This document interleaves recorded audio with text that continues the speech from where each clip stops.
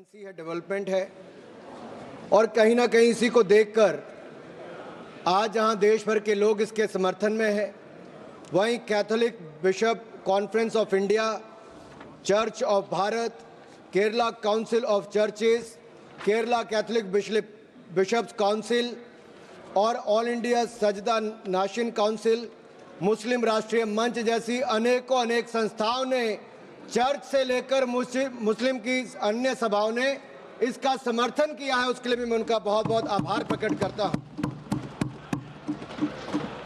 माननीय सभापति जी, वक्फ को बदलने का वक्त आ गया है, क्योंकि यह अत्याचार और भ्रष्टाचार का एक ऐसा अड्डा बन गया है, उसको खत्म करने का और बदलने का समय आया है। भारत को वक्फ के खौफ से आज़ादी चाहिए, क्योंकि यहाँ पर ये जो पहले कांग्रेस के ज़माने में बना वक्फ का कानून है, वह उसका मतलब तो यही था, खाता ना वही जो वक्फ कहे वही सही। यानी कि जहाँ पे कह दिया वक्फ की ज़मीन है, वो फिर वक्फ की ज़मीन हो गई। वो जिम्मेदारी उनकी नहीं है कहने की, बताने की कि ये कैसे उनकी ज़मीन है, लेकिन जिसकी चले गई वो बेचारा दर दर भटकता है और उसको इंसाफ भी नहीं मिलता है। मैं इसके बारे में विस्तार में बताऊंगा, लेकिन आज एक बार फिर कांग्रेस देश को और देश में भ्रम फैलाने का प्रयास कर रही है। एक और तो वो हाथ में एक लाल सी किताब लेकर चलते हैं जो कहने के लिए संविधान है, लेकिन संविधान नहीं है। अगर संविधान की आप इस कॉपी को देखेंगे तो आपको एहसास होगा कि बाबा साहब अंबेडकर का सपना था कि एक देश में तो एक ही संविधान रहेगा। आपने एक देश में दो विधान बनाने का काम किया है। आपको तय करना संविधान के साथ रहना है कि वक्फ के साथ रहना है, वक्फ के साथ रहना है कि संविधान के साथ रहना है, आपको तय करना पड़ेगा। और यही नहीं, और जो लोग बड़ी बड़ी बातें यहां पे कर रहे थे, उनको यही कहना चाहता हूं, ये हिंदुस्तान है, पाकिस्तान या तालिबान नहीं। यहां बाबा साहब का संविधान चलेगा, काबिले का फरमान नहीं, मुगलिया फरमान नहीं चलने वाला। यहां पर एक नहीं अनेक ऐसे उदाहरण देखने को मिलेंगे। माननीय सभापति जी, आज हम केवल संविधान संशोधन पर चर्चा नहीं कर रहे, लेकिन एक ऐसे समानांतर सत्ता को चुनौती दे रहे हैं जो दशकों से अनियंत्रित रूप से अस्तित्व में है। वक्फ संशोधन बिल 2025 केवल कानून में बदलाव नहीं, बल्कि एक संदेश है। संदेश स्पष्ट है कि देश में एक ही कानून चलेगा, भारत का संविधान, और भारत के संविधान के ऊपर कुछ नहीं है। वक्फ बोर्ड का उद्देश्य मुस्लिम समुदाय के कल्याण के लिए संपत्तियों का प्रबंधन करना था, लेकिन कांग्रेस और उसके सहयोगी दलों ने इस भूमि को अपारदर्शी और एक गैर जिम्मेदाराना तरीके से राजनीतिक संरक्षण देते हुए एक ऐसा साम्राज्य बनाया जहां पे इन्होंने इसको अपना वोट बैंक का एटीएम बनाकर रख दिया है। 70 सालों से इन्होंने यही किया है। 1947 में भारत ने एक विभाजन देखा है, वो एक परिवार और एक पार्टी के कारण वो विभाजन हुआ है। आज जमीन जिहाद, लैंड जिहाद के नाम पर हम दूसरा विभाजन नहीं होने देंगे, नहीं होने देंगे। एक स्पष्ट संदेश तो यहां पर देना ही चाहते हैं कि मोदी जी के राज में भारत में एक कानून, एक संविधान और एक भारत रहेगा। और एक स्पष्ट संदेश भी है, एक है तो सेफ है। और यही नहीं, हम क्या कह रहे हैं, हम कह रहे हैं कि इस बिल के माध्यम से पारदर्शिता लाएंगे। पारदर्शिता लाएंगे तो जवाबदेही भी तय करेंगे। लेकिन ये लोग जिनके लिए वोट बैंक का एटीएम है, जिनके अपने नेता भ्रष्टाचार के कई मामलों में फंसे हुए हैं, जिनके राज्यों में हजारों करोड़ रुपए के घोटाले हुए, जिनका उल्लेख मैं आगे करने वाला हूं, उस पर भी मैं आपके सामने प्रकाश डालूंगा एक के बाद दूसरी। लेकिन सवाल ये खड़ा होता है कि 70 साल से ये प्रक्रिया जो चल रही है, चाहे 1964 की बात हो, 69 की बात हो, उसके बाद एक के बाद दूसरे संशोधन आए, 95 से लेकर 2013 तक इन्होंने इस कानून को इतना ऐसा बना दिया कि इसको चुनौती देने तक का भी हक कहीं नजर नहीं आता था। ना कोई ऑडिट, ना कोई निरीक्षण, बस भूमि अधिग्रहण की बात, शहर दर शहर, गली दर गली इस पर एक तरह से कब्जे के बाद दूसरा कब्जा करने का काम किया गया। ये धर्मनिरपेक्षता नहीं थी, ये एक नरम विभाजन की ओर ले जाने का काम था, एक नरम विभाजन की ओर ले जाने का काम था। लेकिन हमने अब इस कानून में बदलाव किया है ताकि मुस्लिम समुदाय के सभी गरीब से गरीब व्यक्ति का भी इसमें भला हो सके। मुझसे पहले एक मुस्लिम समुदाय के एक सदस्य जो कांग्रेस पार्टी से आते हैं वो अपना भाषण कर रहे थे। मैं उनको ही कहना चाहता हूं, अशरफ अजलफ और अर्जल, क्या इनमें भी कोई अंतर है?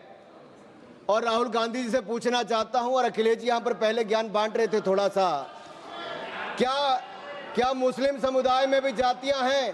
क्या भेदभाव है? क्या छुआछूत है? लाल टोपी वालों का मैं बताऊंगा भी 2017 में जब आपकी सरकार आने से पहले घोटाले कितने थे? एक नहीं अनेक, लेकिन इनके काले कारनामे आज खत्म हो जाएंगे सर। ये विधायक कांग्रेस की तुष्टिकरण की राजनीति का अंतिम संस्कार करने वाला है, मैं विश्वास दिलाना चाहता हूं।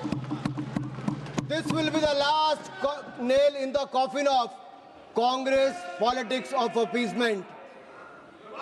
अगर आप देखिए, इन्होंने इससे पहले भी पंडित जवाहरलाल नेहरू जी ने पहले तो देश के विभाजन करने में वो काम किया, उसके बाद धारा 370-35 से देकर ऐसे जख्म दिए कि हजारों लोगों की मृत्यु हो गई। लेकिन ये नरेंद्र मोदी जी की सरकार थी जिसने धारा 370-35 को सदा के लिए खत्म करने का काम किया है। ये हमारी प्रतिबद्धता थी मुस्लिम समुदाय की बहनों की ओर। जो ट्रिपल तलाक से निजात दिलाने का किसी ने काम किया तो नरेंद्र मोदी की सरकार ने किया है। आपने तो वायदा किया था कि जो पाकिस्तान, बांग्लादेश और अफगानिस्तान में रह गए हैं उनको वहीं पर पूरा न्याय मिलेगा, लेकिन नहीं मिला। लेकिन उनको भारत में भी आकर अगर उनको नागरिकता देने की बात थी तो आपकी सरकार में 60 सालों में नहीं हुआ। सीएए कानून किसने बनाया? तो वो भी नरेंद्र मोदी की सरकार ने बनाकर वो काम किया है। मैं एक बात और इसमें कहना चाहता हूं, अगर इसमें एक के बाद दूसरा देखा जाए, कांग्रेस ने कहीं ना कहीं और कांग्रेस के सहयोगी दलों ने वोट बैंक के लिए संविधान का सौदा कर लिया है, और ये सौदा ही किया है। तभी तो हमने एक के बाद दूसरे उदाहरण देकर कहा कि आपने कैसे उसको अपना वोट बैंक किया, एटीएम बना के रखा। लेकिन ये जो बिल है ये अन्याय की जड़ पर प्रहार है, और इस प्रहार के बाद सबको न्याय न्याय और न्याय ही मिलने वाला है।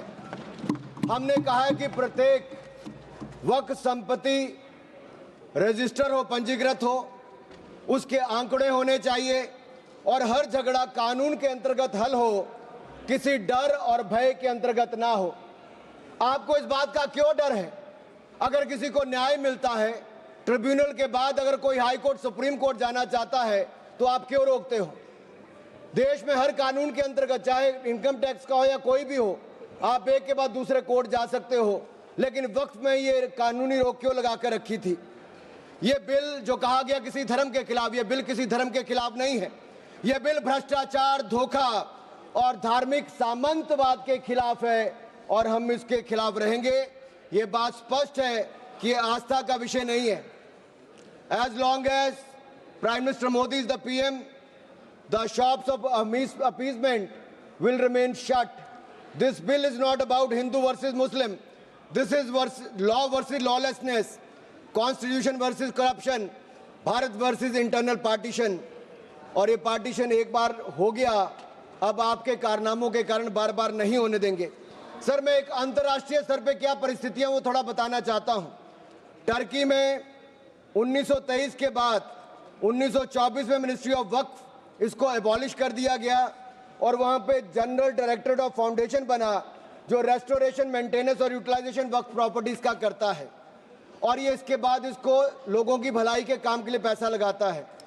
कुवैत में भी ministry of Waqf and Islamic affairs है, ये एसेट, मस्जिद, स्कूल, अस्पताल, इनका सबका देखरेख करता है, और मॉडर्नाइजेशन के माध्यम से, टेक्नोलॉजी के माध्यम से इसका फायदा उठाते डिजिटलाइजेशन किया है। लेबनान में मिनिस्ट्री ऑफ एंडाउमेंट्स और इस्लामिक अफेयर्स है जो इसकी मैनेजमेंट और यूटिलाइजेशन को सारे को देखती है, और चैरिटेबल और कम्युनिटी के काम को देखती है।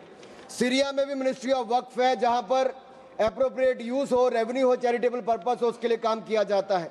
इराक में भी सुन्नी इंडोमेंट और शिया इंडोमेंट ऑफिस है और ये भी सीधा सेंट्रलाइज फ्रेमवर्क के माध्यम से काम करता है। सऊदी अरेबिया में जनरल अथॉरिटी ऑफ वक्फ है जो इंडिपेंडेंट पब्लिक बॉडी है।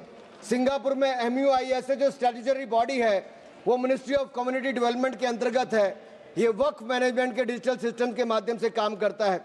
इंडोनेशिया में भी इंडोनेशियन वक्फ बोर्ड है जो इंश्योर करता है अच्छे काम करने के लिए, उनके भलाई के लिए। तुनिसिया में भी, इजिप्ट में भी, रशिया में भी, फ्रांस में इसी तर्ज पे काम किया गया है। लेकिन यहाँ पर ऐसा नहीं किया गया, यहाँ पे इसके खिलाफ ही काम करते रहे। चंद लोगों के हाथ में, राहुल गांधी जी कहते हैं कि चंद लोगों के हाथ में देश की संपत्ति है। राहुल गांधी जी सदन में नहीं, लेकिन मैं उनको बताना चाहता हूं मात्र 200 लोगों के हाथ में अपने वक्फ बोर्ड दे रखे हैं और देश की लाखों करोड़ रुपए की संपत्ति उनको दे रखी है। क्या उनसे छुटकारा दिलाना चाहिए कि नहीं दिलाना चाहिए? क्या आम मुस्लिम को उसका लाभ मिलना चाहिए कि नहीं मिलना चाहिए? क्या मुस्लिम महिलाओं को, बच्चों को लाभ मिलना चाहिए कि नहीं मिलना चाहिए? क्या विधवाओं को लाभ मिलना चाहिए कि नहीं मिलना चाहिए? आप महिला विरोधी क्यों हैं? मुस्लिम विरोधी क्यों हैं? आप बदलाव विरोधी क्यों हैं? ये सवालों का जवाब आपको देना ही पड़ेगा। सर, एक कहावत है जो यहां पर बाहर कहा जाता है कि पता है यहां से बहुत दूर, पता है यहां से बहुत दूर और गलत और सही के पार एक मैदान है। पता है यहां से बहुत दूर, गलत और सही के उस पार एक मैदान है। मैं वहां मिलूंगा तुझे और अगर वक्फ का बस चला तो वक्फ की संपत्ति बन जाएगा। यानी कि जिस पे भी नजर रखोगे वक्फ की संपत्ति बन जाएगा और उसमें से आपको इंसाफ मिल नहीं पाएगा, क्योंकि ऐसी हालत कर दी है। सर, अगर आप देखेंगे वक्फ की सच्चाई क्या है, भारत में ऐसा कौन सा कानून है जिसने आपका घर, आपका मंदिर, यहाँ के आपके पूरे गांव छीन लिए? भारत में कौन सा ऐसा कानून है जिसने आपका घर, आपके मंदिर, आपके पूरे गांव छीन लिए? ये ऐसा कौन सा कानून है जिसके खिलाफ आप कोर्ट भी नहीं जा सकते? ये कौन सा ऐसा कानून है जो संविधान से भी ऊपर है?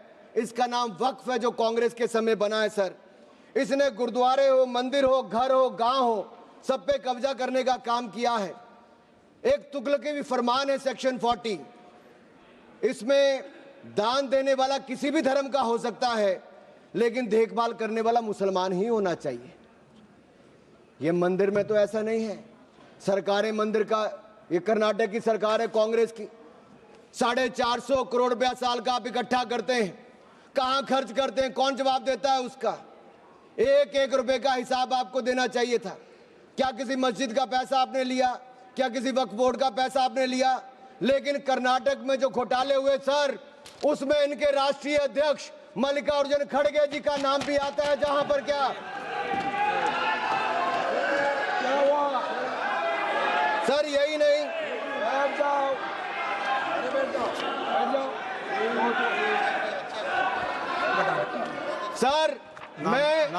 सर मैं इसको माननीय नहीं सर, मैं सबूत के रूप में सर मैं लाया हूं सब कुछ। मैं बोल दिया सर, ऐसा गिवन द डिसीजन नहीं दे दिया बस। प्लीज सर, नाम नहीं लेता सर, मैं नाम वापस ले लेता हूं सर। बड़ी मुश्किल से एक परिवार के बाहर सर, इसमें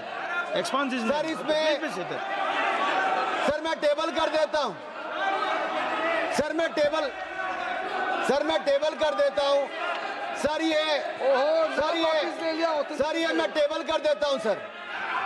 सर, आपकी अनुमति हो तो मैं ऑथेंटिकेट करके टेबल कर देता हूं सर। जी नाम वापस ले लिया, एक मिनट वापस ले लिया। ठीक है, एक मिनट आप सब बैठिए, आप सभी लोग बैठिए, आप सब लोग बैठिए। माननीय Venugopal ji please please sir, we are कौन सा रूल में बोल रहा है आप? To sir, 352 while a member is speaking to the name of the नाम डिलीट कर दिया, बताइए। सर हमने कैसे नहीं नो। लोकसभा से आप सीधा प्रसारण देख रहे थे। पूर्व केंद्रीय मंत्री और भारतीय जनता पार्टी के नेता अनुराग सिंह ठाकुर अपना वक्तव्य दे रहे थे और उन्होंने वो तमाम बातें रखी जो वक्फ संशोधन बिल के पक्ष की बातें हैं।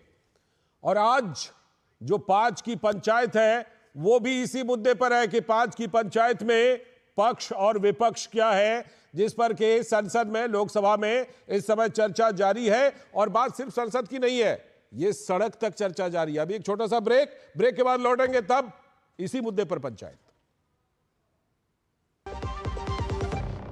जब विश्व चाय की बात बोलती है तो आसाम की बात आती है और हम गौरव फील करते हैं। सच में लाजवाब हमारी चाय, आसाम की चाय। 200 glorious years of Assam tea. The saga will continue for many more centuries to come.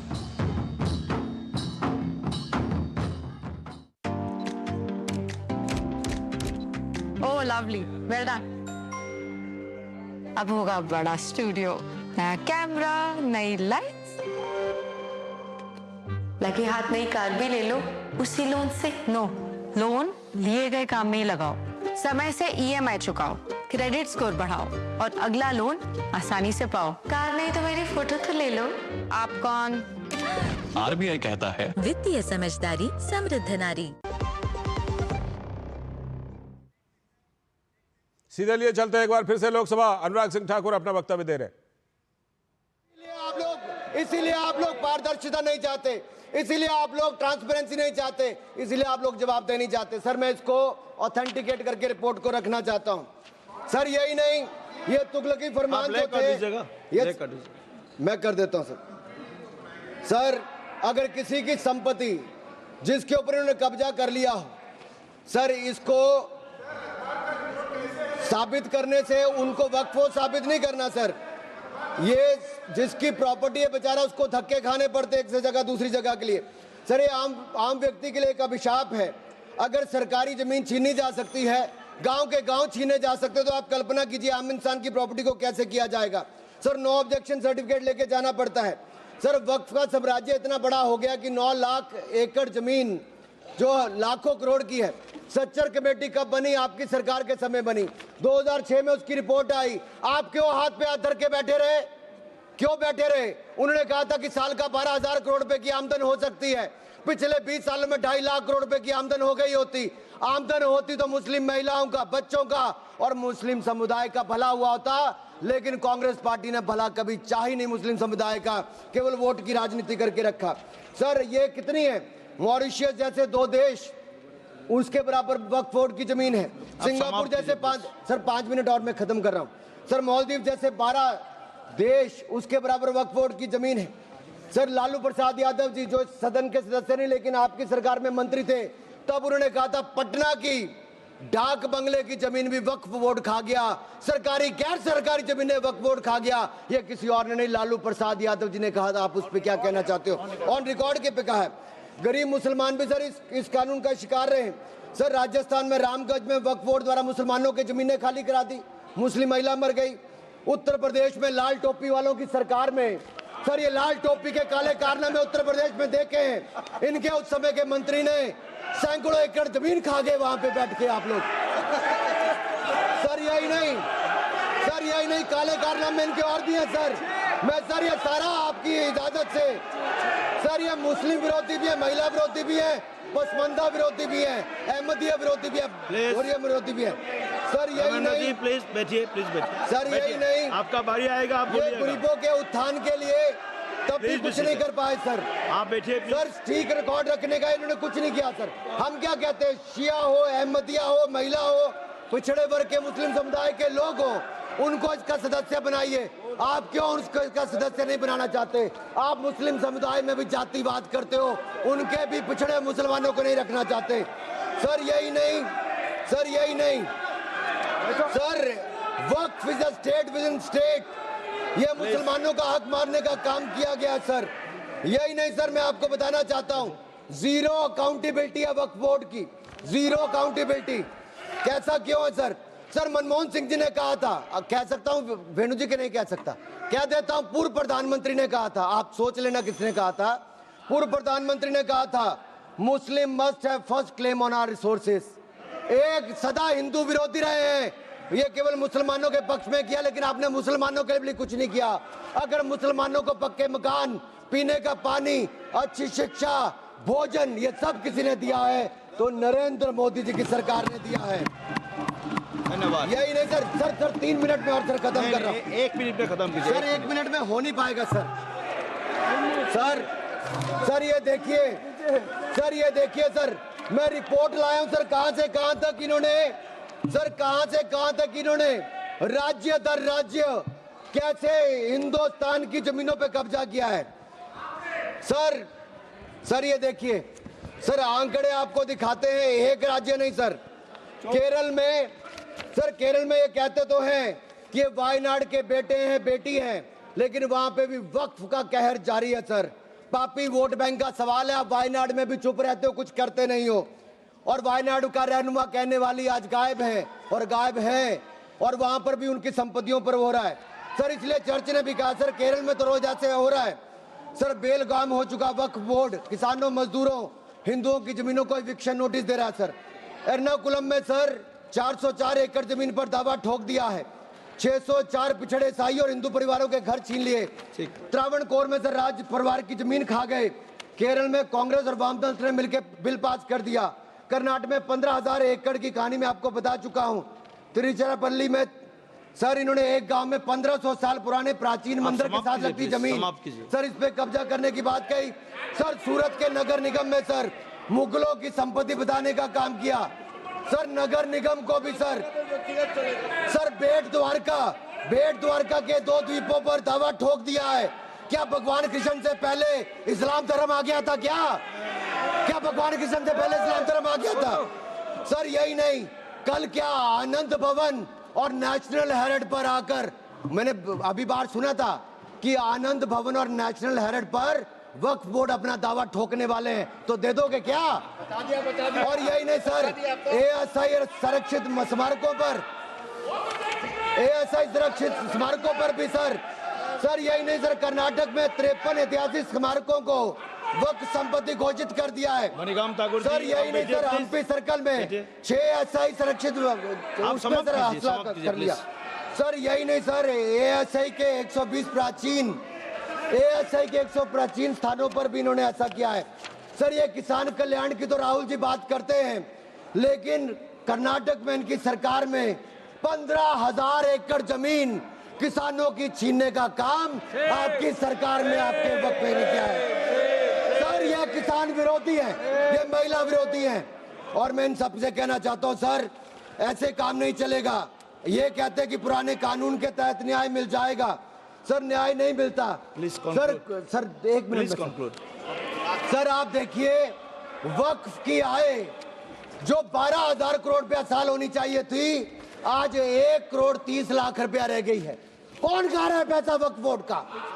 Congress के नेताओं के नाम आते हैं सर। यही नहीं, पश्चिम बंगाल में 1100 करोड़ रुपए का, तमिलनाडु में 2000 करोड़ रुपए का, महाराष्ट्र में हजारों करोड़ रुपए के घोटाले हुए।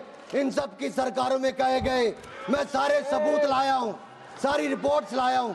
आपका अनुरोध करता हूं सर कि सारे के सारे ऑथेंटिकेट करके मुझे रखने का मौका दिया जाए। ये विपक्षी दल क्योंकि ये भ्रष्टाचार में जुड़े हुए हैं, हम वक्फ बोर्ड के भ्रष्टाचार को खत्म करना चाहते हैं। धन्यवाद सर। बस ये आखिरी लाइन है सर, ये नेशनल हेरिटेज में छपा है कि महाराष्ट्र में हजारों करोड़ रुपए का घोटाला, महाराष्ट्र में छपा नेशनल हेरिटेज में, और नेशनल हेरिटेज के घोटाले के रूप में कांग्रेस के एक नेता बेल पर है जो अपनी सेवाएं यहां पर दे रहे हैं।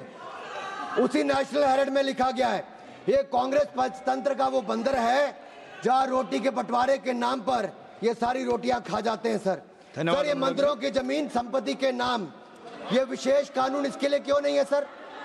ये वक्फ के लिए क्यों है सर? इनका विचार साफ नजर आता है सर। ये मंदिरों का सोना पिघलाकर ये तब तो ले जाते हैं, लेकिन भ्रष्टाचार के नाम पर जमीन पर कब्जा करने के लिए वक्फ बोर्ड बना देते हैं सर। हमारी सरकार वक्फ को पारदर्शी और जवाबदेह करना चाहती है। हमारे पास काफी वक्ताओं का लिस्ट है, सबको बोलने का मौका देना है। लास्ट 30 सेकंड में लास्ट 30 सेकंड सर। सर आपने कहा था कि कोई बीच में टोका टोकी नहीं करेगा, लेकिन इन्होंने तो एक ऐसा जमींदार खड़ा कर दिया है जो एक नहीं अनेक ऐसी हजारों करोड़ रुपए की संपत्तियां खा गए और कर्नाटक के कुछ नेताओं के, कांग्रेस के नेताओं के नाम है सर, ले सकता हूं, जिनका रिपोर्ट में नाम आया सर, विधानसभा में रिपोर्ट आई है सर, सिटिंग विधायक है, पूर्व विधायक, पूर्व मंत्री, राज्यसभा के प्रतिपक्ष के नेता हैं, ये वक्फ की प्रॉपर्टियों पे कब्जा करने वाले, पैसा खाने वाले हैं। और यहां तक कि एक 5 स्टार होटल का भी सुलह कराने के लिए इन्होंने कही। सर मैं इतना ही कहना चाहता हूं, ये बिल मुस्लिमों के जीवन में एक बड़ा बदलाव लाएगा, हर वर्ष हजारों करोड़ कमाने का प्रावधान करके दिखाएगा, अच्छी शिक्षा, अच्छी सुविधाएं, अच्छे मकान, अच्छा इलाज और अच्छा भविष्य देने का काम ये नरेंद्र मोदी की सरकार में वक्फ बोर्ड का संशोधन बिल उम्मीद के माध्यम से एक नई उम्मीद बांध कर दिखाएगा, नई उम्मीद बांध कर दिखाएगा। बहुत बहुत धन्यवाद। माननीय सदस्य अनुराग सिंह ठाकुर भाजपा के सांसद लोकसभा में जो वक्फ संशोधन बिल है उसके पक्ष में अपनी बातें रख रहे थे। तमाम उन्होंने महत्वपूर्ण बातें रखी हैं और आज दरअसल लोकसभा में दोनों पक्षों की तरफ से, पक्ष और विपक्ष दोनों तरफ से इस वक्फ संशोधन बिल के समर्थन में और विरोध में बातें रखी जा रही हैं। और यह बहस अब सिर्फ संसद में नहीं है, यह बहस सड़क पर भी है, आम लोग भी इस पर बहस कर रहे हैं। यह बहस मुस्लिम समुदाय के बाहर भी है, मुस्लिम समुदाय के अंदर भी है। जिस तरह से लोग अपनी बातें रखने के लिए सड़कों पर आ रहे हैं, मुस्लिम महिलाएं, आम मुसलमान, पिछड़े मुसलमान, गरीब मुसलमान, सब अपनी बातें लेकर के आ रहे हैं। तो इसीलिए आज हमने 5 की पंचायत इसी मुद्दे पर रखी है। लेकिन जो संसद के अंदर पक्ष और विपक्ष की तमाम बातें हो रही हैं और जो इस मुद्दे पर बहस संसद से लेकर सड़क तक छिड़ी है, उसमें कुछ प्रमुख प्रतिक्रियाएं हम आपको सबसे पहले दिखाते हैं।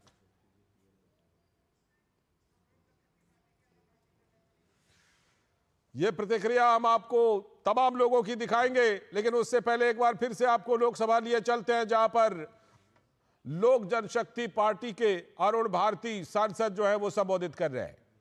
पक्ष है, लेकिन दुर्भाग्य की बात है कि इस विधेयक के विरोध में हमेशा विपक्ष धार्मिक पक्ष को ही उठा करके, डरा करके, लोगों को बता करके कि आपका दरगाह चला जाएगा, आपके मस्जिद चले जाएंगे, इसी को उठाता है ताकि उनका वोट बैंक हमेशा उनके पास बना रहे।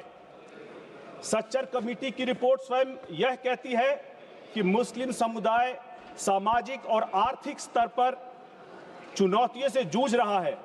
लेकिन आश्चर्य की बात है अध्यक्ष महोदय की विपक्ष इन वास्तविक मुद्दों पर चर्चा नहीं करना चाहता है, क्योंकि इससे उनके राजनीतिक षड्यंत्र और उनके प्रायोजित नैरेटिव पर प्रश्न चिन्ह खड़े हो जाते हैं। नहीं तो अध्यक्ष महोदय मुझे बताया जाए कि क्या बात है कि सिंगापुर जैसे छोटे राष्ट्र जहां महज 200 वक्फ की संपत्तियां हैं, वहां पर संपत्ति से आय एक साल में 42 करोड़ से ज्यादा होती है। लेकिन यहां सच्चर कमेटी के हिसाब से जहां 5 लाख की वक्फ की संपत्तियां हैं, जहां 6 एकड़ से ज्यादा, 6 लाख एकड़ से ज्यादा जमीन है, 1 करोड़ 20 लाख एकड़ से ज्यादा संपत्ति होने के बावजूद आय सिर्फ 163 करोड़ होती है। आखिर कहीं तो कुछ न कुछ कमी है। इस सदन का ध्यान मैं इस ओर आकर्षित करना चाहूंगा कि विश्व के कई देश ने समय रहते वक्फ के व्यवस्था में आवश्यक प्रशासनिक सुधार किए हैं। और इसे समझने के लिए अगर हम 19वीं और 20वीं सदी में कुछ देशों के उदाहरण को देखेंगे तो हमें समझ में आएगा। तुर्की में 1925 में लगभग 3/4 जमीन, खेती की जमीन वक्फ के नाम थी। अल्जीरिया में लगभग आधी से अधिक खेती योग्य भूमि वक्फ के नाम थी। ट्यूनीशिया में भी लगभग 1/3 और मिस्र में 1/8 भाग वक्फ के नाम था। इन्हीं शासन व्यवस्थाओं ने जब इस बात की गहन मूल्यांकन की, इसके बारे में छानबीन की, तो उनको पता चला कि ये अचल संपत्तियां ऐसी प्रकृति की बन चुकी हैं जहां से किसी भी प्रकार की सामाजिक और आर्थिक उत्पादक भागीदारी उनकी बिल्कुल खत्म हो चुकी है। ये संपत्तियां उस देश के आर्थिक विकास में अवरोधक रही हैं और उन वंचित वर्गों को भी लाभ नहीं दे रही हैं जिनके लिए इनका संगठन किया गया था। इसीलिए इसका समाधान निकालने के लिए तुर्की ने 1925 में सामाजिक प्रशासनिक और संवैधानिक परिस्थितियों को ध्यान में रखते हुए वक्फ मंत्रालय का पुनर्गठन किया था। मिस्र में भी समय के आवश्यकता अनुसार वक्फ की संपत्तियों को राज्य प्रशासन के अंतर्गत लाया गया था। इन निर्णयों को संबंधित देशों ने उस समय राष्ट्रीय प्राथमिकताओं और जनहित को ध्यान में रखते हुए आवश्यक और उपयुक्त माना था। अध्यक्ष महोदय, यही सवाल आज हमें भी जानना है, हमें पूछना है, क्या भारत जैसे उदयमान होते हुए राष्ट्र को ऐसी समस्याओं के बारे में नीतिगत रूप से चर्चा नहीं करनी चाहिए और चर्चा करके उन समस्याओं के बारे में कैसे हम इसे आगे लेकर के चले, इसके बारे में हमें चर्चा करनी चाहिए। मैं ये नहीं कह रहा कि उन मुस्लिम देशों की तरह हमें कोई कठोर या क्रांतिकारी कदम उठाना चाहिए, लेकिन ईमानदार प्रयास हमारी तरफ से बहुत जरूरी है ताकि मुस्लिम समाज में जिसको हमारे अध्यक्ष चिराग पासवान जी आगे लेकर के चलना चाहते हैं, मुख्य धारा में जोड़ना चाहते हैं, चाहे वो दलित मुसलमान हो, चाहे अंसारी मुसलमान हो, राई मुसलमान हो, जुलाहा या पसमानदा मुसलमान हो, उनके जो मुख्य धारा में पीछे छूट जाते हैं, उन्हें आगे बढ़ाने के लिए सिर्फ अल्लाह की रहमत ही नहीं, सरकार के योगदान के मदद की भी जरूरत है। अध्यक्ष महोदय, कांग्रेस के शासनकाल में भी अलग अलग समय पर वक्फ के बिल लाए गए, लेकिन यथार्थ यह है कि उनके शासनकाल में जिस तरह से पारदर्शिता, जवाबदेही में लगातार कमी हुई है, इसके चलते अनेक भ्रष्टाचार के उदाहरण पहले भी माननीय सदस्यों ने बताए हैं, इस पर मैं ज्यादा नहीं कहूंगा। लेकिन जब ये मैं जरूर कहना चाहूंगा कि जब कांग्रेस पार्टी सत्ता में होती है तो प्रशासनिक सुधारों को व्यवहारिक तरीके से लागू करने का प्रयास करती है, लेकिन जब विपक्ष में होती है तो वही पार्टी संवेदनशील मुद्दों को, जन भावना को उभारने का और राजनीतिक लाभ लेने की कोशिश करती है। अध्यक्ष महोदय, आज मैं इस बिल पर बोलते हुए भारत रत्न डॉक्टर भीमराव अंबेडकर जी की उस संवैधानिक सोच की भी याद दिलाना चाहता हूं, जिसमें उन्होंने भारत को एक धर्मनिरपेक्ष और सम्मानित राष्ट्र के रूप में परिकल्पना किया था और यह कहा था कि राज्य का कोई धर्म नहीं हो सकता है, मगर धर्म की आड़ में कोई भी संस्था कानून के ऊपर नहीं हो सकती है। अध्यक्ष महोदय,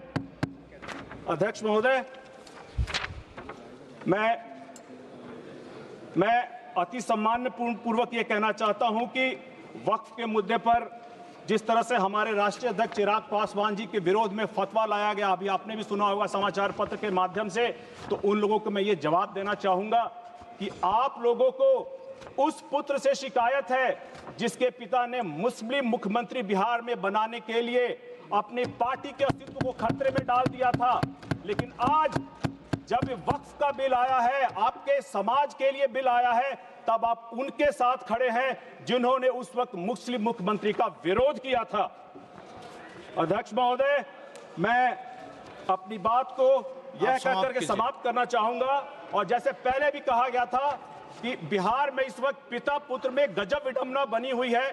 पिता ने इसी लोकसभा के सदन में कहा था 2010 में कि हमें भी पता है कि पटना में कितनी सारी संपत्तियां वक्फ के पास हैं, लेकिन पुत्र कह रहा है कि हम वक्फ का बिल आने नहीं देंगे, इसको बिहार में हम लागू नहीं होने देंगे, और मुख्यमंत्री बनने का सपना पाले हुए हैं। धन्यवाद जी, धन्यवाद। अंत में अध्यक्ष महोदय, मैं ये बताना चाहूंगा कि यह बिल किसी धर्म और धार्मिक समुदाय के विरुद्ध नहीं है, उसमें संपत्तियों के प्रबंधन के लिए है, समाज सेवा के लिए है, परोपकार के लिए है, जन कल्याण के लिए है। और मैं इस सम्मानीय सदन में विनम्रता पूर्वक इस विधायक के समर्थन में अपनी पार्टी लोक जनशक्ति पार्टी रामविलास की तरफ से समर्थन करके इस सदन में व्यक्त करता हूं कि राष्ट्रहित, समाज हित और धर्म की वास्तविक गरिमा की रक्षा के लिए अपनी भागीदारी अपनी पार्टी की तरफ से सुरक्षित करता हूं। धन्यवाद अध्यक्ष महोदय। धन्यवाद। माननीय सदस्य श्री मोहिबुल्लाह जी। ये सीधा प्रसारण आप लोकसभा से देख रहे थे। एक बात बिल्कुल साफ हो गई कि लोक जनशक्ति पार्टी रामविलास भी इस बिल का समर्थन कर रही है। उनके सांसद अरुण भारती ने साफ तौर पर इस बिल का समर्थन किया है अपने संबोधन में। तो लेकिन एक बात जो देखने की है कि प्राय ये सत्ता पक्ष की तरफ से लालू प्रसाद यादव के एक बयान का बार बार जिक्र हो रहा है। तो जब अभी हम प्रतिक्रिया आपको सुनवाएंगे पक्ष और विपक्ष की, तो इसमें लालू जी हो चुके हैं। जब आप नमाज पढ़ते हैं, रजिस्टर्ड है, डॉक्यूमेंट है, उस पे कोई हस्तक्षेप नहीं होगा। ये कानून प्रोस्पेक्टिव है, रेट्रोस्पेक्टिव नहीं है। ये आप लोग बहुत क्लियर से सुन लीजिए, ये किसी का जमीन छीनने का कानून नहीं है। आज ये बिल सिर्फ एक विशेष समुदाय के जमीन पर इनकी नजर है, कल दूसरे समुदायों के जमीन पर इनकी नजर जाएगी। इन्होंने ऐसे संशोधन लाए हैं जिससे बिल से इस देश में और यहाँ पे समस्या बढ़ेगी। वही लोग हैं जिन्होंने कहा था कि सिटीजनशिप अमेंडमेंट बिल पास होकर एक्ट बन जाएगा तो मुसलमानों का हक छिन जाएगा, उनका नागरिकता खत्म हो जाएगा। आज सीए लागू हो गया, बताइए किसी मुसलमान का अधिकार छीना है? किसी मुसलमान का नागरिकता छीना है? बताइए, क्या आप माफी मांगेंगे? आपने देश भर में घूम घूम कर झूठे बातें फैलाया, आज आप साबित हो गया कि आपने झूठ बोला था, लेकिन आज आप माफी मांगने का भी हिम्मत नहीं रखते हैं। सबसे बड़ी बात यह कि वक्फ बिल के पीछे की न तो नीति सही है न नियत, ये देश के करोड़ों लोगों से उनके घर दुकान छीनने की भी साजिश है। दुनिया में सबसे ज्यादा वक्फ प्रॉपर्टी हिंदुस्तान में है, तो फिर ये क्यों है 60 साल तक आप सरकार में रहे हैं, हमारे देश में मुसलमान इतना करीब क्यों है? जब दुनिया का सबसे ज्यादा वक्फ प्रॉपर्टी हमारे देश में है, तो हमारे गरीब मुसलमानों का पढ़ाई के लिए, मेडिकल ट्रीटमेंट के लिए, स्किलिंग के लिए, इनकम जनरेशन के लिए क्यों काम नहीं हुआ आज तक? बताइए। हम एक बिहार के बड़े वरिष्ठ नेता को भी कोट करना चाहेंगे। उनकी बड़ी विद्वता भरी टिप्पणी थी सर, वो सदन के सामने आनी चाहिए सर, वो बहुत जरूरी है। वो उस समय सर पार्लियामेंट में थे और उन्होंने कहा था कि पूरा लूट लिया है, पटना में भी लूट लिया है, एकदम वक्फ का कानून होना चाहिए। और सर वो नेता जो थे, जो उन्होंने ये बात कही सर, वो हमारे बिहार के पूर्व मुख्यमंत्री लालू प्रसाद जी थे। देखिए, कानून बनाना चाहिए बहुत कड़ा। सारी जमीनें हड़प ली गई है, चाहे सरकारी हो या गैर, उसमें जो काम करने वाले लोग हैं सब बेच दिया है। प्राइम लैंड, ऐसा नहीं है कि कोई खेती वाली जमीन है। पटना के डाक बंगला पर जितनी प्रॉपर्टी थी, ये सब पर अपार्टमेंट बन गया, सब लोगों ने लूट लाट किया है। आगे से खैर आप तो लाइए, इसको पास हम लोग कर देते हैं संशोधन। दो तरह के लोग इस वक्त संशोधन विधेयक के खिलाफ हैं। एक वैसे लोग जो अपने वोट के लिए धार्मिक मामलों का इस्तेमाल करते हैं, वो इसके विरोध में हैं और वो इसके विरोध में माहौल खड़ा कर रहे हैं। और दूसरे वैसे लोग हैं जिनका इस पर वक्त पर कब्जा था, वो अपने कब्जे को चंगुल से जाते हुए देखकर आज इसके विरोध में खड़ा है। क्या है भाई बहन? आपका ही आग्रह था कि कमेटी, ज्वाइंट पार्लियामेंट्री कमेटी बने। अगर कमेटी ने कोई बदलाव ही नहीं करने हैं तो ये कांग्रेस जैसी कमेटियां नहीं, हमारी लोकतांत्रिक कमेटी है मान्यवर, जो दिमाग चलाती है। कांग्रेस के जमाने में कमेटियां होती थी जो थप्पा लगाती थी। हमारी कमेटी चर्चा करती है, चर्चा के आधार पर विचार करती है और परिवर्तन करती है। अगर परिवर्तन को स्वीकार ही नहीं करना है तो कमेटी काहे को लिए है भाई?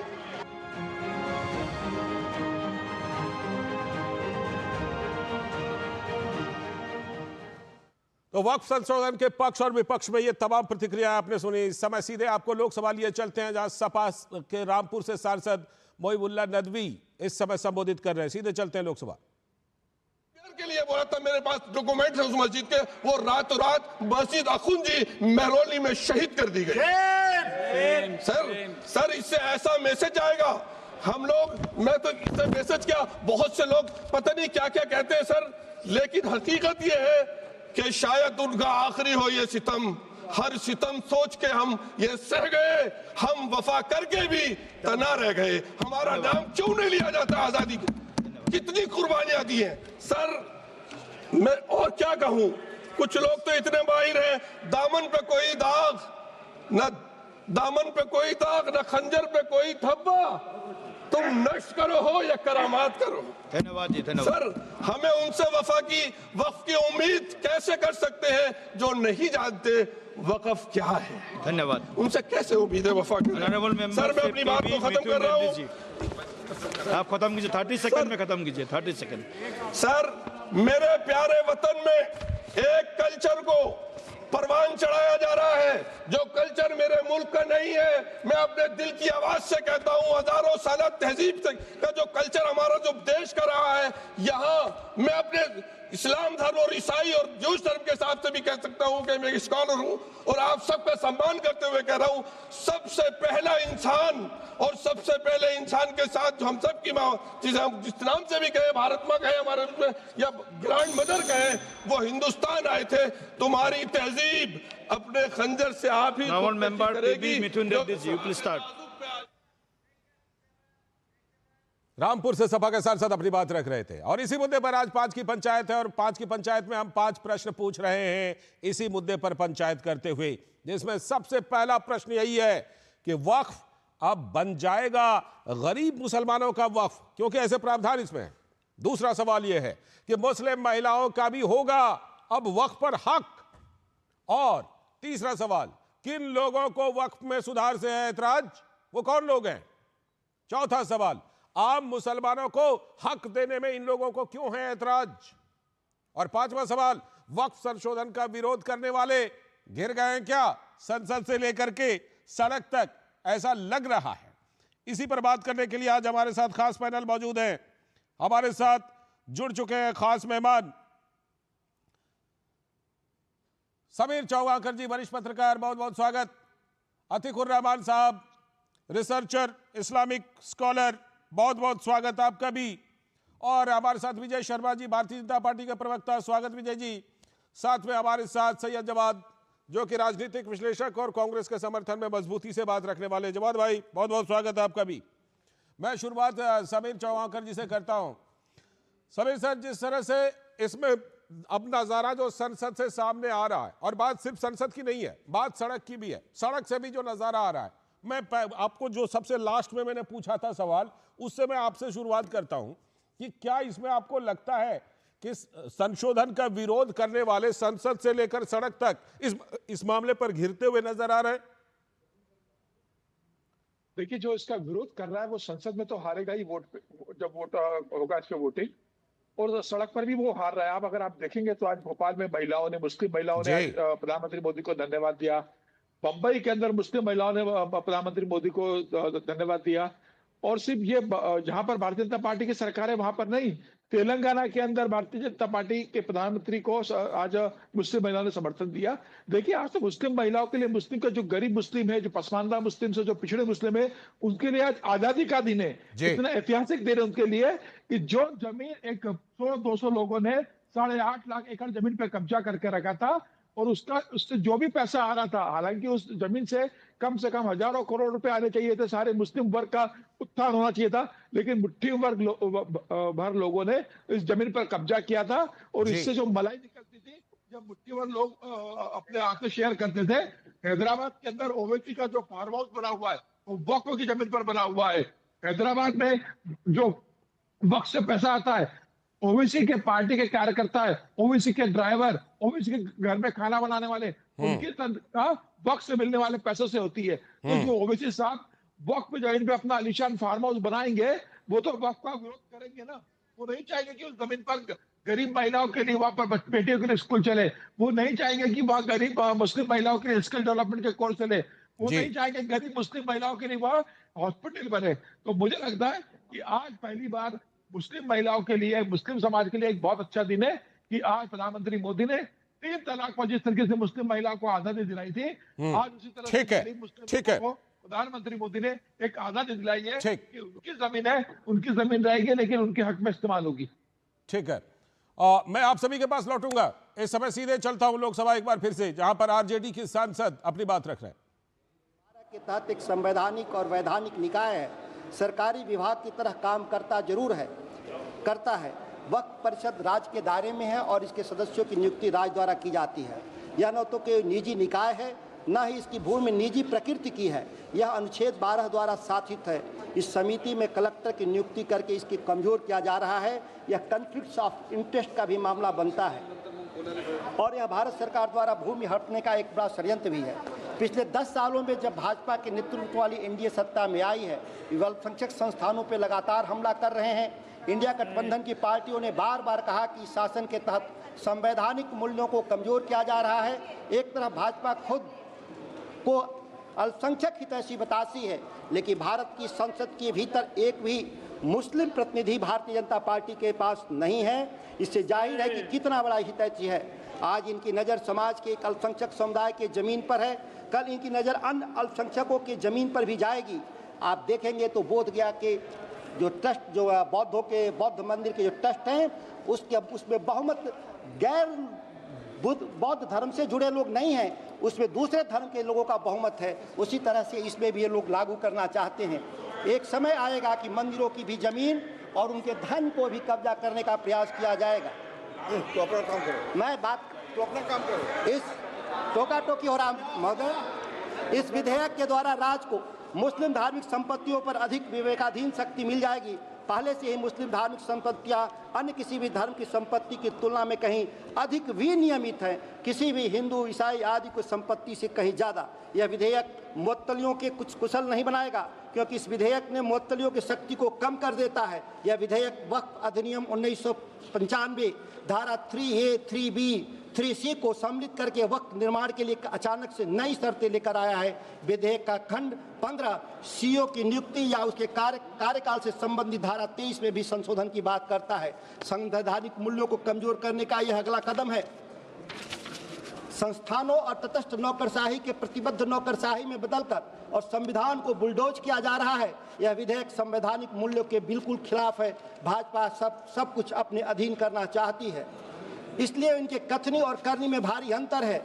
लोकतंत्र में भाजपा को कोई विश्वास नहीं। इंडिया गठबंधन की पार्टियों ने बार बार कहा कि संविधान खतरे में है और इस सरकार के हर नए विधेयक से यह बात सच होती चली आ रही है। आजादी के बाद आरजेडी के सांसद सुधाकर सिंह अपना संबोधन दे रहे थे और जो संबोधन दे रहे थे वो 2010 का जो लालू जी का संबोधन है उससे बिल्कुल अलग है। खैर, इस समय अतीकुर रहमान साहब के पास मैं चलता हूं। अतीकुर रहमान साहब, जो भी आशंकाएं थीं, जो भी शक थे, जो भी शक शुबह थे, वो इस चर्चा के दौरान और ज्यादा तस्वीर साफ हो रही है और ये अब लग रहा है कि ये मुस्लिम समाज, आम मुसलमानों, मुस्लिम महिलाओं के हक का बिल है।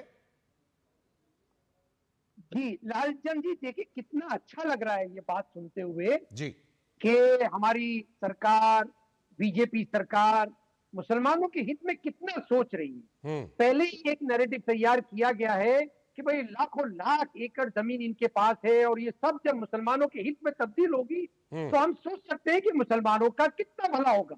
स्कूल बनेंगे, कॉलेजेस बनेंगे, यूनिवर्सिटीज बनेंगी। जी एक अलीगढ़ मुस्लिम यूनिवर्सिटी के माइनॉरिटी स्टेटस को ये बर्दाश्त नहीं कर पा रहे हैं। सुप्रीम कोर्ट में एड़ी चोटी का जोर लगाकर उसका विरोध कर रहे हैं और आप चाहते हैं कि हम इन पर भरोसा कर लें, क्योंकि सर वो ना वो वक्फ का नहीं है, वो सेंट्रल यूनिवर्सिटी है। वो दरअसल वक्फ का नहीं बल्कि सेंट्रल यूनिवर्सिटी है वो। जी, पसमानदा मुसलमानों की बात कर लेते हैं। जी लालचंद जी, पसमानदा मुसलमान कहां पर काम करते हैं? बिल्कुल निचले तबके इंडस्ट्री में काम करने वाले लोग। आज तक के गौ रक्षा के नाम पर जितनी भी हत्याएं हुई हैं, वो कोई सैयद मुसलमान नहीं था, वो कोई उच्च दर्जे का मुसलमान नहीं था, वो पसमानदा मुसलमान था। किसने मारा? आज उनके हित की बात हमारी सरकार कर रही है। मैं पॉजिटिव लेना चाहता हूँ लालचंद जी, मैं बिल्कुल बीजेपी सरकार को और पॉजिटिव लेना चाहता हूँ। उत्तराखंड के अंदर यूसीसी बन गया, पूरे देश में लागू नहीं हुआ। आइए आप दिल्ली के अंदर लागू करके दिखाइए। इन घटनाओं के आधार पर, इन घटनाओं के बिना पर आप चाहते हैं कि पसमानदा मुसलमानों को, मुस्लिम महिलाओं को वक्फ बोर्ड के मैनेजमेंट में हक ना मिले? ये आपका आर्गुमेंट है सर? एक पायलट प्रोजेक्ट बना लीजिए ना। दिल्ली की जितनी वक्फ जमीन है उसके ऊपर स्कूल, कॉलेज, हॉस्पिटल बना के दिखा दिए, हम मान लेंगे। विजय शर्मा जी का जवाब। विजय शर्मा जी, आपके लिए ये है कि क्या आप अगर ये सुधार कर रहे हैं तो जो उनका शक है, एक तो अलीगढ़ मुस्लिम यूनिवर्सिटी की बात उन्होंने उठाई, दूसरी बात उन्होंने उठाई कि क्या आप इसको लेकर के तमाम जो उनके हक की चीजें हैं, उनके वेलफेयर की चीजें हैं, वो बनाएंगे? लालचंद जी, आपने देखा होगा जब से बीजेपी की सरकार आई है, आप बताइए मुझे सीएए में किस मुस्लिम की नागरिकता चलेगी? यही लोग बैठकर चिल्लाते थे ना। किस तरह से दंगे शाहीन बाग किस तरह से हुआ, ट्रिपल तलाक में बताइए मुस्लिम समाज का क्या नुकसान हो गया? मेरी जितनी महिला बहनें माताएं हैं, कितना न्याय मिला उनको बताइए आप मुझे।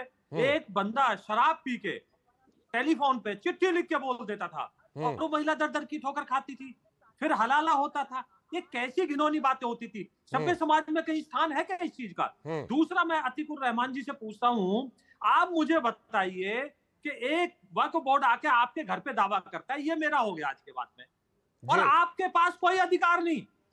आप ना कोर्ट जा सकते हो ना रो सकते हो किसी के पास जाके। अगर आज revenue court, appeal and court, high court, supreme court, civil court, district court में जा सकते हो तो इसमें क्या बुरा है भाई? आप मुझे बताइए। और अभी आपने देखा होगा आपके टीवी के चैनल के ऊपर ही मैं देख रहा था, संसद में कितनी सार्थक बहस हो रही है। ये जेपीसी में भी गया है और ये कौन सा अंतिम है संशोधन? जब आप मुझे बताइए 1959 में, 1963 में, 1984 में, 1995 में, 2013 में भी हुए हैं ना, तो जब तो आपने छाती नहीं पीटी।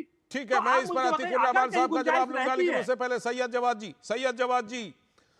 जवाद जी, जो हम सभी उम्मीद कर रहे थे कि राहुल गांधी जी जो बोलते हैं कि देखिए हमको तो बोलने नहीं देते हैं, आज बड़ा अच्छा मौका था, हम सब उम्मीद कर रहे थे कि राहुल गांधी जी बोलेंगे, लेकिन हमें राहुल गांधी जी की आवाज नहीं सुनाई पड़ी। गौरव गोगोई जी ने शुरुआत की और जहां तक मुझे पता है कि जो लिस्ट है उसमें राहुल गांधी जी का नाम वक्ता के तौर पर इस बिल पर नहीं है, तो कम से कम इस बिल पर राहुल गांधी जी बात रखते तो और अच्छी बात होती।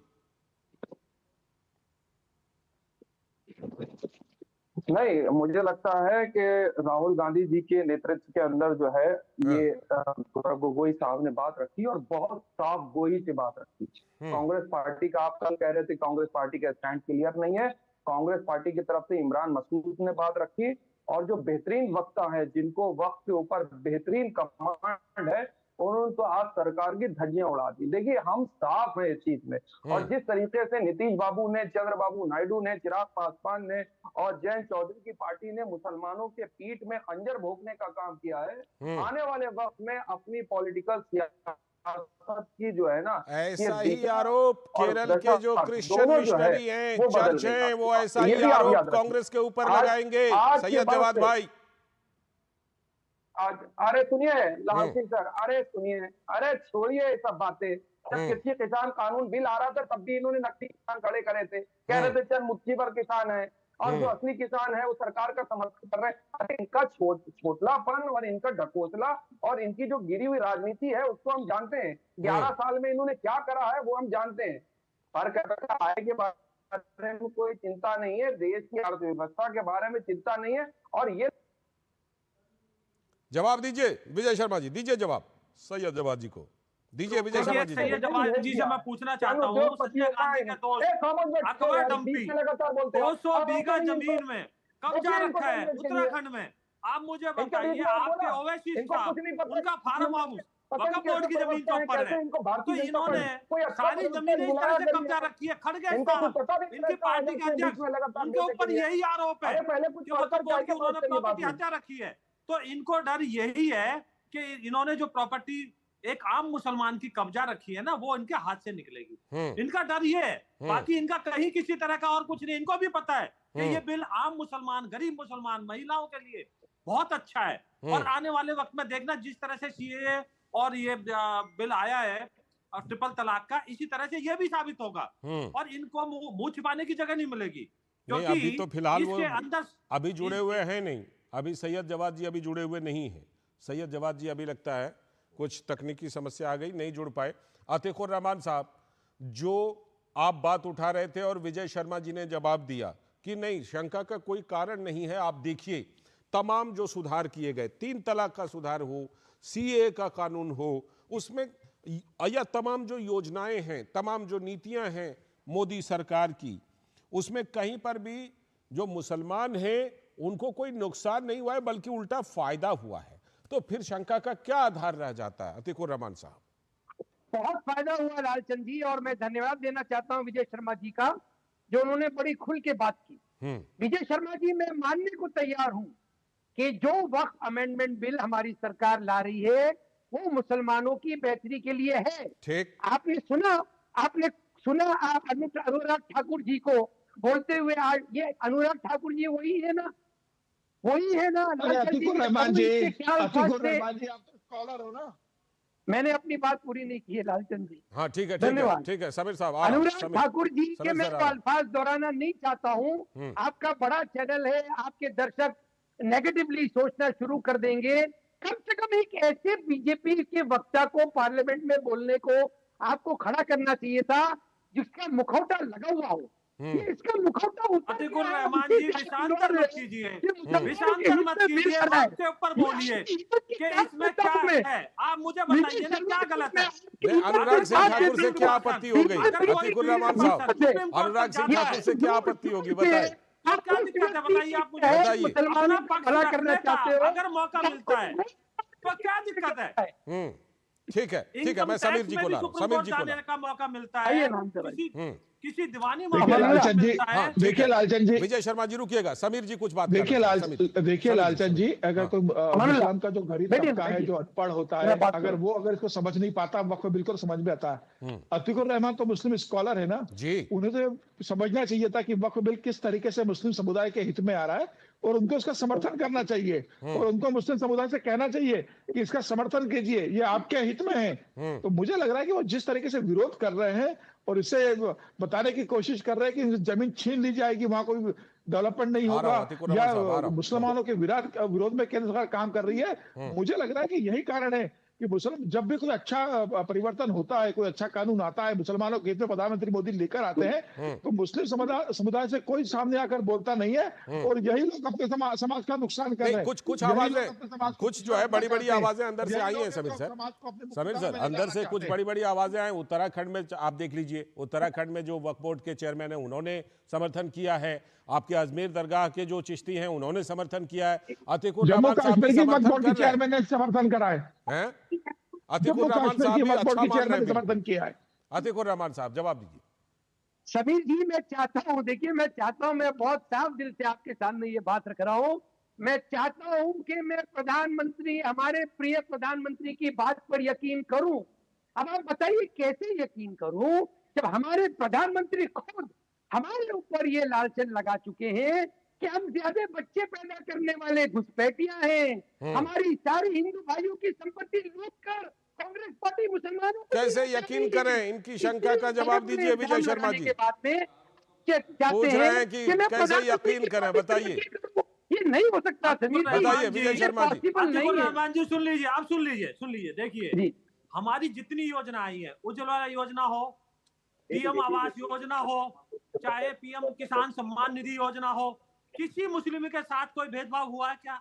आप बताओ मुझे, एक योजना का नाम बता दीजिए जिसमें नहीं, उसमें उल्टा, उसमें आंकड़ा तो विजय शर्मा जी ये है कि अनुपात से ज्यादा फायदा मिला है मुस्लिम समुदाय को। मैं बता रहा हूँ, यूपी में 47 और 37% के आसपास मकान मिले। फिलहाल शुक्रिया आप सभी का। आज समय इतना ही। अतीकुर रहमान साहब शुक्रिया, समीर जी शुक्रिया और साथ में विजय शर्मा जी शुक्रिया। इस समय लोकसभा में कांग्रेस के सांसद केसी वेणुगोपाल इसी बिल पर बोल रहे हैं, सीधे चलते हैं। Some records, if we can show that Honorable Congress President having a possession of any of such illegal land from the Waqf, I'm challenging him. Yes. If you can show that. Yes. They were completely misleading and trying to malign the topmost personality, that too coming from a grassroots level social worker.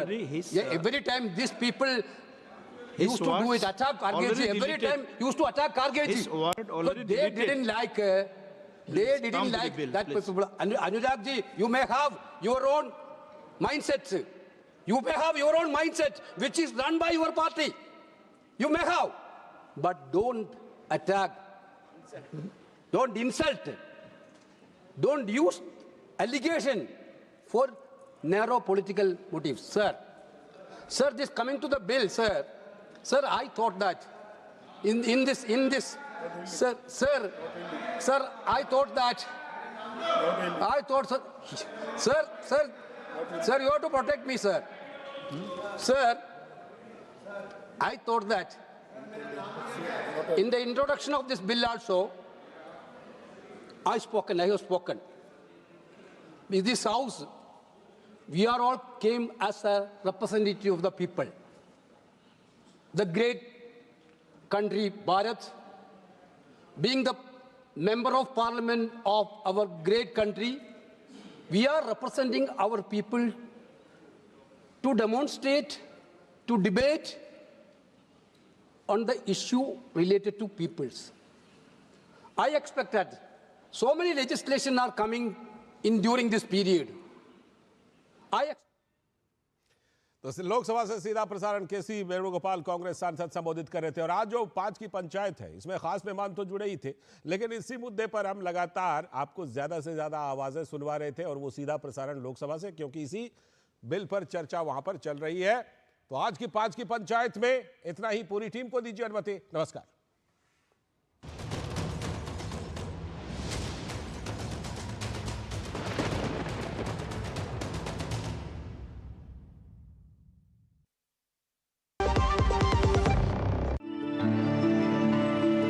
Nothing else refreshes me more than a good cup of Assam tea.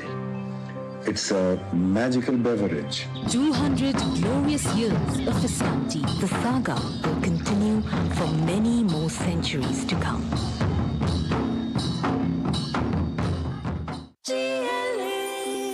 जो लक्ष्य चुना था समझ आने लगा है।